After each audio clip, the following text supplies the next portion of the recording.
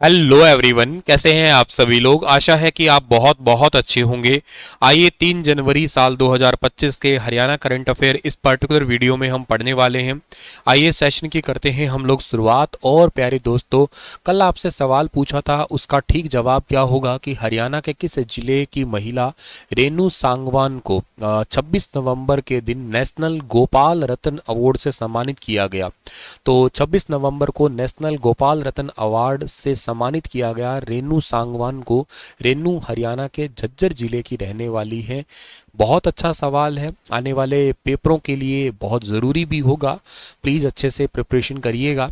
और हाँ, कुछ बच्चों की कश्मकश ये हो सकती है कि सर एचटेट भी आने वाला है और एचएसएससी सीटी भी आने वाला है। हर बार एचटेट देख लो, ये होती है कई बार ना, लक इस तरीके की होती है चीज़ें जो आपको कश्मकश में जरूर छोड़ देता है। हर बार आप पिछले 2-3 सालों से देख रहे होंगे दिसंबर के फर्स्ट वीक में हो ही लेता है। कभी नवंबर में होने को रहता है, दिसंबर के फर्स्ट वीक में भी हो जाता है। और इस बार देखो, जब ये होना है तब भाग के इसके आजू बाजू ही होएगा ये भी, अब इधर भी और उधर भी। तो खैर, फिर भी आप जिंदगी के ऐसे ही कश्मकश के रास्तों से, ऐसे ही दुविधाओं से भगवान परीक्षाएं लेता है कभी कभी। तो आपको निकलना होगा, पार तो करना ही पड़ेगा। टेट भी क्लियर करना है, अपॉर्चुनिटी तो ये भी रखनी है, और अपॉर्चुनिटी ये भी है आपके पास में, है ना। तो प्रिपरेशन अभी से करते रहो, क्योंकि अभी तक के लिए आपके पास इसकी ऑफिशियल डेट नहीं है, तो ताकि आगे जाके हड़बड़ाहट ना हो। मेरा आप लोगों को बहुत ही सटीक नसीहत है यार, कि आप ना प्लीज़ अपना एक एक करके सिलेबस पूरा करो, ठीक है ना। जैसे मान लेते हैं अभी एक सब्जेक्ट हरियाणा जी के हो सकता है, ऐसा सब्जेक्ट मैथमेटिक्स हो सकता है। जैसे आप ना मैथ को अभी से करना स्टार्ट कर सकते हो, आप रीजनिंग कर सकते हो। रीजनिंग खैर प्रैक्टिस मांगती है, इस करके इंग्लिश इंग्लिश हिंदी आप बिल्कुल कर सकते हो, तो दोनों के लिए कॉमन भी हो जाएगा, बल्कि एचटेट में भी काम आएगा। हालांकि थोड़ा यहाँ पे तरीका ग्रामर वाला नहीं रहता है, लेकिन फिर भी कहीं ना कहीं मदद जरूर कर जाएगा। तो ये सब्जेक्ट आप अभी से पहले कर जाओ पूरा, इनको आप ज़्यादा पेंडिंग में मत छोड़ो, ठीक है।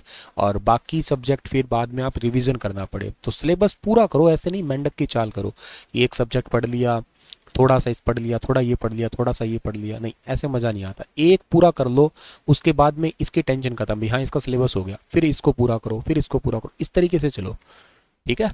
चलो खैर, आगे चलते हैं। एक सेपरेट वीडियो बनाता हूँ मैं आपके लिए इसके लिए, ठीक है। नेक्स्ट आपका है कि हाल ही में अभी रिसेंटली भारतीय कृषि अनुसंधान परिषद, राष्ट्रीय डेयरी अनुसंधान संस्थान एनडीआरआई ने हरियाणा के किस जिले में स्वच्छता अभियान की एक श्रृंखला आयोजित की है।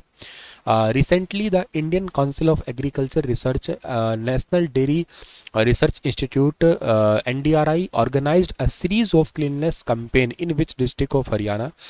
तो इसका ठीक आंसर रहेगा करनाल।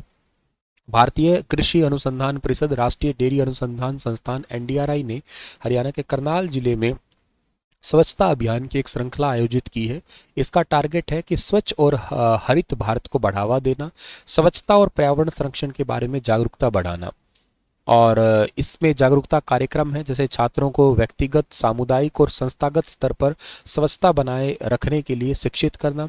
और इसके अलावा अपशिष्ट को संपत्ति में बदलने के लिए, क्योंकि देखो कचरा है, उस कचरे का भी यूज़ करना, शहर का जो सॉलिड वेस्ट आता है उसको मैनेज करना है। और के साथ साथ जो है ना, उसको मैनेज करने का जो है ना, मैनेज करने के जो ट्रेनिंग है ना, ट्रेनिंग प्रोग्राम में भी बच्चों को भी इन्वॉल्व करना। तो इस तरीके के जागरूकता कार्यक्रम है। जैसे फॉर एग्जांपल के लिए, अब शहर से जो सारा कचरा इकट्ठा कर लिया जाता है, वो शहर के किसी बाहर आउटर में छोड़ दिया जाए, तो वो तो वेस्टेज है, उसके ऊपर से हवा गुजरेगी, शहर के ऊपर आएगी, तो फिर से नुकसान होगा, कोई ना कोई बीमारी फैलाएगी वो।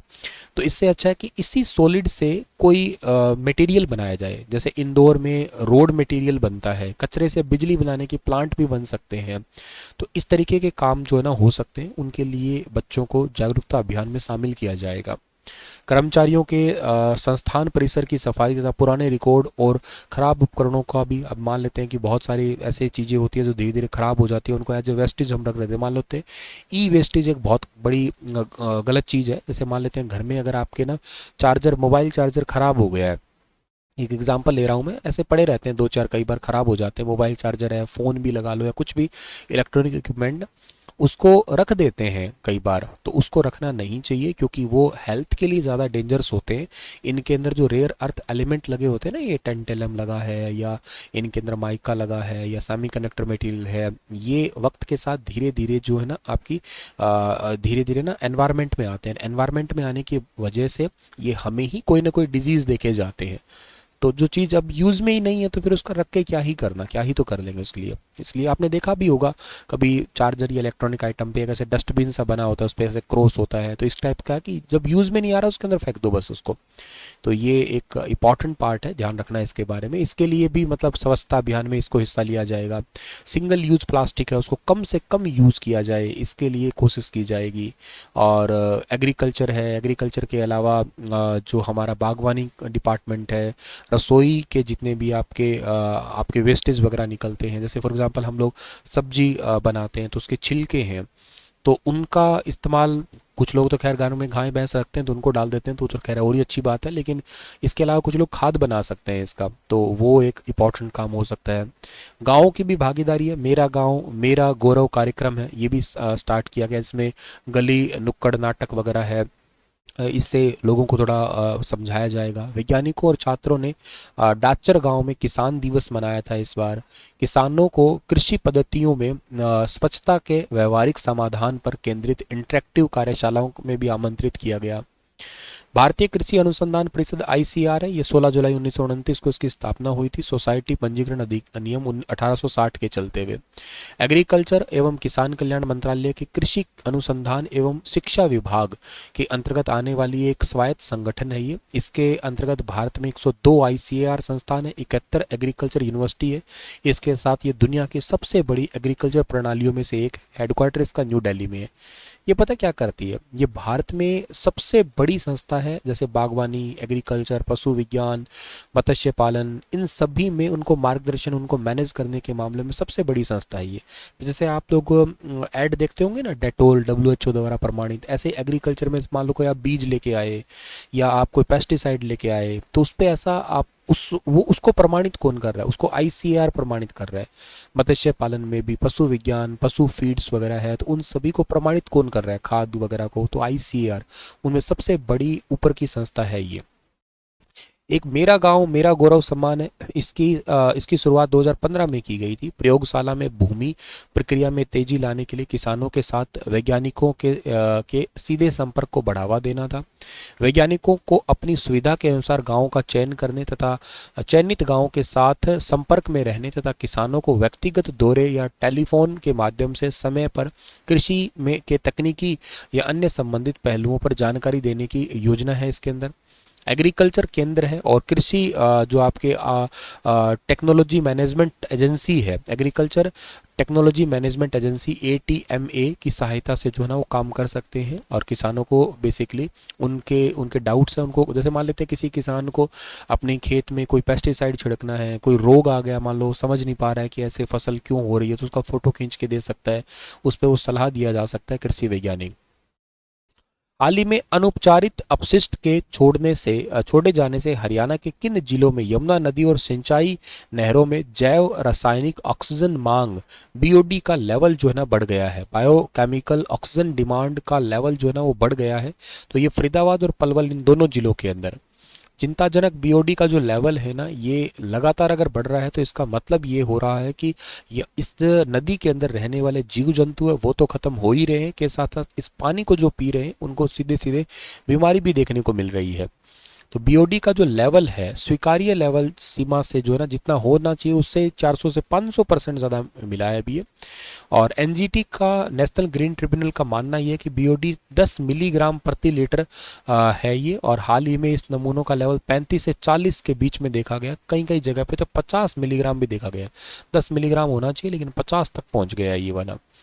BOD का लेवल जो घुलित ऑक्सीजन होती है, इसके अंदर डिजोल्व ऑक्सीजन होती है, इसके लेवल को क्या कर देगा, जीरो कर देता है।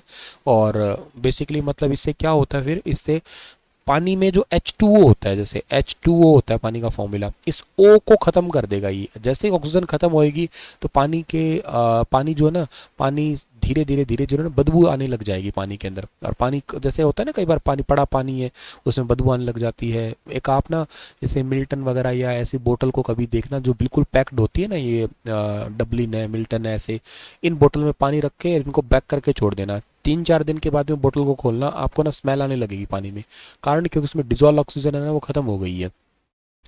और इसके अलावा जो है ना नियमों में अनुचित कार्यान्वयन और प्रदूषण के लेवल बढ़ रहा है, ये भी गंभीर है। तो इनको बेसिकली कड़ी निगरानी के लिए अभी निर्देश दिए गए हैं ये। तो बीओडी जल में कार्बनिक पदार्थ के वजह से सूक्ष्म जीवों के द्वारा उपयोग की जाने वाली गुरुत्व ऑक्सीजन की मात्रा ही होती है। तो बीओडी का लेवल जितना ज़्यादा होगा ना उतना ही इसमें ऑक्सीजन का लेवल है वो कम हो जाएगा आपका, इसकी वजह से पानी खराब होने लग जाएगा। हाल ही में प्रशासनिक सुधार एवं कार्मिक शिकायत विभाग, जिसको आप लोग कहा करते हैं DARPG, यानी कि department of administrative reform and personal grievance के एक प्रतिनिधि मंडल ने सेवा का अधिकार आयोग ने किस राज्य का दौरा किया है? तो इसने हरियाणा राज्य का भी हाल ही में दौरा किया है। ये ऑप्शन इस सवाल का ठीक है। प्रतिनिधि मंडल ने हरियाणा शहरी विकास प्राधिकरण, हरियाणा डिस्कॉम और आयोग के द्वारा निगरानी किए जाने वाले अंत्योदय सरल कॉल सेंटर का दौरा किया है अभी हाल ही में। निर्बाध सेवा वितरण प्रक्रियाओं का अवलोकन किया है, कौन कौन सी सेवाएं सर्विसेज दी जा रही है। वीडियो कॉन्फ्रेंसिंग के माध्यम से नागरिकों के साथ में बातचीत के सेशन में भी भाग लिया, चेक किया है सेवा का अधिकार किस तरीके से काम किया कर रहा है। आयोग ने 422 अधिसूचित सेवाओं को समयबद्ध तरीके से प्रदान करने वाले सेवा वितरण की जो है ना वो क्रांतिकारी परिवर्तन है वो चेंज किया। मतलब हरियाणा में वैसे आजकल ऑनलाइन ही सारा काम हो रहा है, डिजिटल तरीके से ही लोगों को सुविधा का लाभ है वो दिया जा रहा है। ये DARPG डिपार्टमेंट है, प्रशासनिक सुधार और लोक शिकायत विभाग जो है ना ये भारत सरकार की एक नोडल एजेंसी है। कार्मिक लोक शिकायत एवं पेंशन मंत्रालय के अंदर काम करती है ये। और इसका डिपार्टमेंट का काम ही यही है कि लोगों की जो शिकायतें हैं कितनी आ रही है उनको टैग करना, लोगों की शिकायतों का जो उपाय इलाज जो है ना वो राज्य सरकार कितना कर रही है, उन सभी को एक्चुअली निगरानी रखने का काम है यही डिपार्टमेंट करता है। हरियाणा के मुख्यमंत्री 3 जनवरी 2024 को यानी कि आज ही के दिन समाज सुधारक सावित्रीबाई फुल्ले की जयंती के अवसर पर आयोजित होने वाले कार्यक्रम में भाग लेने के लिए कहां का दौरा करने जा रहे हैं? तो ये कार्यक्रम राज्य स्तरीय होगा बहादुरगढ़ के अंदर। 3 जनवरी 2024 को बहादुरगढ़ का दौरा कर रहे हैं। सभी विभागीय अधिकारियों को समय एवं जिम्मेदारी के साथ तैयारियों को पूरा करने के हाल ही में निर्देश भी दिए गए हैं। अतिक्रमण हटाने और सफाई व्यवस्था के लिए भी निर्देश दिए गए हैं। सावित्रीबाई फुल्ले जो है ना इनका जन्म हुआ था 3 जनवरी 1831 को, 10 मार्च 1897 तक जो है ना ये रही थी 3 जनवरी को, इसलिए कार्यक्रम हो रहा है ये। 19वीं सदी की एक प्रमुख समाज सुधारक थी जिन्होंने महिला शिक्षा के क्षेत्र में खास काम किया था। और अगर बात की जाए तो इनका आरंभिक जो जन्म हुआ था माली समुदाय में हुआ था महाराष्ट्र में। 9 साल की उम्र में 13 वर्षीय ज्योतिराव फुल्ले के साथ विवाह और भारत के सामाजिक और शैक्षिक इतिहास में जो है ना इन्होंने काम करना स्टार्ट किया। इसके अलावा जो है ना सामाजिक योगदान देखा जाए तो काव्या फुल्ले 1854 और 52, काशी सुबोध रत्नाकर 1892 में इन्होंने प्रकाशन किया था इनका। 1852 में महिलाओं के अधिकारों के बारे में जागरूकता बढ़ाने के लिए महिला सेवा मंडल की शुरुआत की। और वंचित समुदायों के लिए जो है ना गो गेट एजुकेशन कविता की रचना भी की। ज्योतिबा फुल्ले की 1890 के एक सत्यशोधक समाज को आगे बढ़ाया था इन्होंने। 1890 के बाद में ज्योतिबा की फुल्ले के बाद में सत्यशोधक समाज को जो ना आगे बढ़ाया गया था। 1890 में इनका मृत्यु हो गया था। 1898 में पुणे में लड़की शूद्रों और अति शूद्र के लिए एक स्कूल स्टार्ट किया था। महिलाओं के लिए भारत का पहला स्कूल जिसे भारतीयों के द्वारा स्टार्ट किया गया था यही था वो। 1850 के दशक में नेटिव फीमेल स्कूल पुणे और society for promoting the education of the Mars and Monks की शुरुआत की। अपने ही घर में बाल हत्या प्रतिबंधक गृह की शुरुआत की गई। तो मतलब लड़कियों को आगे लेके जाने में ज्योतिबा फुल्ले जो है ना इनका बहुत अहम योगदान रहा है। वैसे इतने ही थे आज के करंट अफेयर। और आज आपके लिए एक सवाल है कि 5वां वियतनाम भारत द्विपक्षीय सेना अभ्यास विनबैक्स 2024 हरियाणा के किस जिले में स्टार्ट हुआ है? बताइए इसके बारे में। Thank you so much. कल फिर मिलता हूँ अगले अपडेट के साथ में।